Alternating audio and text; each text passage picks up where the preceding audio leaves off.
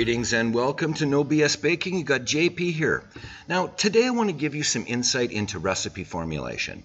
If you look around the internet, many recipes are similar in design, especially when it comes to breads, buns, pizza dough, focaccia, baguettes, and the list goes on.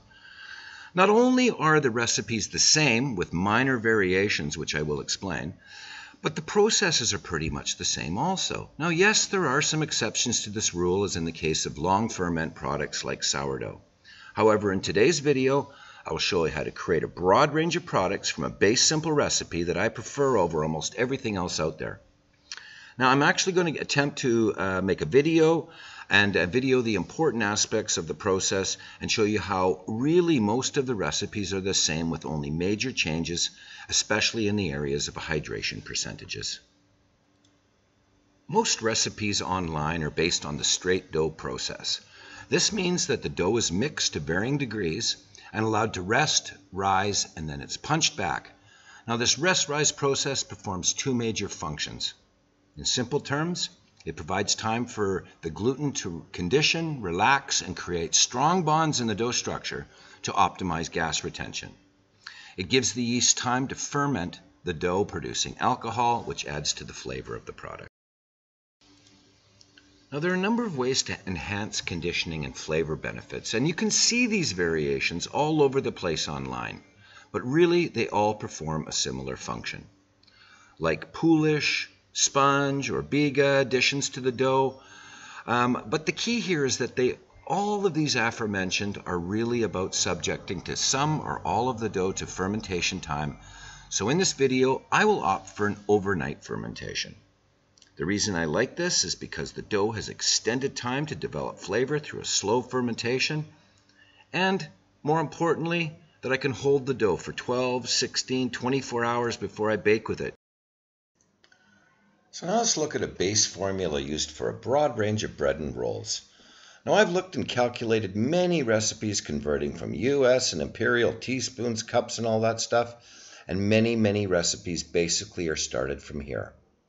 Now, regarding salt, I almost always recommend starting at 2%, especially when you're learning to bake. Now, many recipes call for other goodies such as sugar, olive oil, butter, shortening, whatever. And that is fine. Add them in at the levels they recommend or that you may prefer. For the purpose of this video, we'll stick with the basic yet multi-purpose recipe you can use to create many different products. Here's what my recipe is going to look like.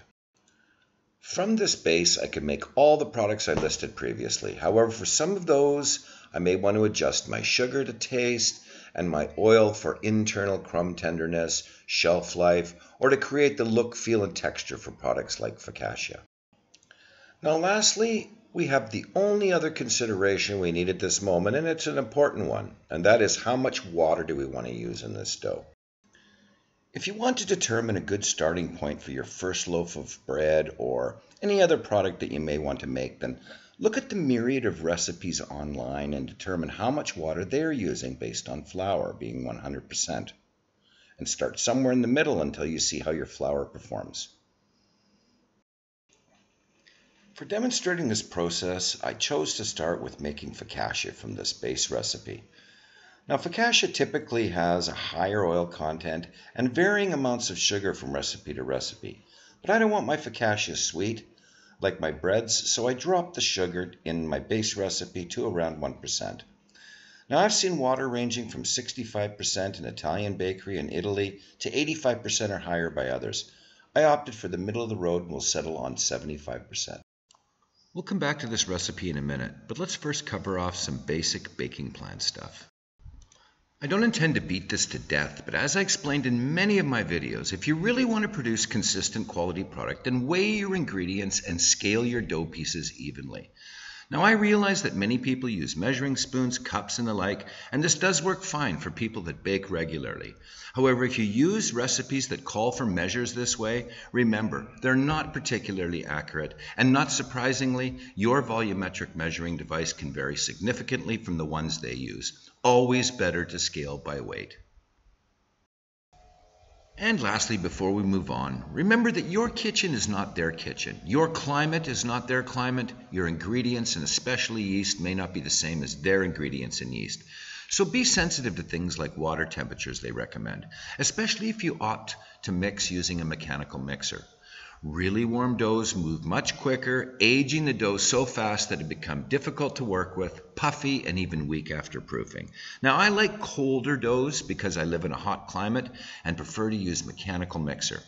Too cold of doughs just translates into a little extra time. Too warm of a dough is a race against time that you may or may not win. The focaccia I'm attempting to make is the first test for a new restaurant opening in my area.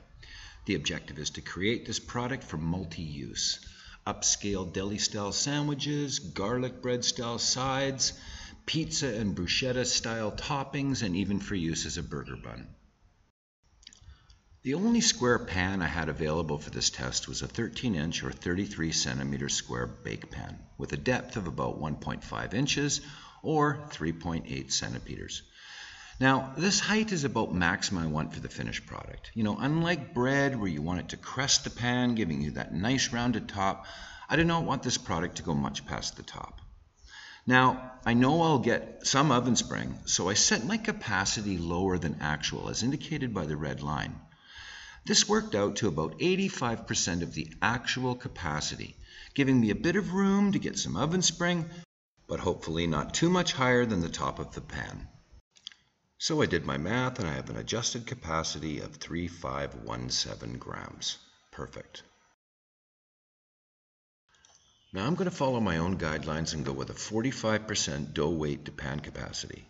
So if 3,517 is the adjusted pan capacity, then I want 1,580 grams of dough for this pan.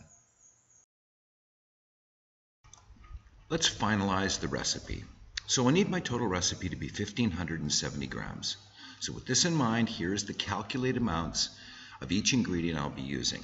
You can see that this works out nicely, delivering a total dough weight of 1,594 grams, which is perfect. If you want to see how to calculate dough weight based on your pan size, upscale or downscale recipes, then check out these videos in my No BS library.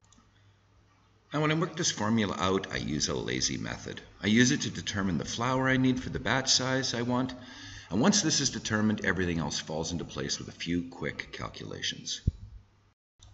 What is important to note here is that unlike other channels or online resources, I build my recipe ingredient quantities based on predetermined dough weight and the number of units I want to produce.